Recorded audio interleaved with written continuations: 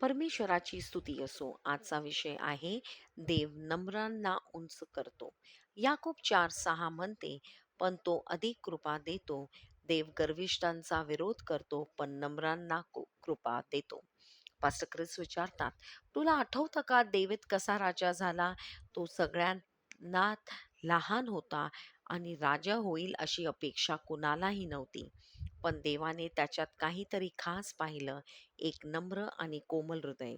देवासाठी खरं महत्वाचे असतं ते तुमचं हृदय. परमेश्वराला आवडतं जेव्हा आपण नम्र आणि प्रेमळ असतो. जेव्हा तुम्ही नम्र असता, तेव्हा तुम्ही इतरांना कमी समजत नाही आणि ते आशीर्वादित झाले तर तुम्हाला वाईट वाटत नाही. त्याऐवजी तुम्ही त्यांच्यासाठी आनंद करता आणि देवाचे आभार मानता. जेव्हा तुम्ही नम्रतेत चालता, तेव्हा देव तुम्हाला उंच करतो आणि अधिक अधिक कृपा देतो.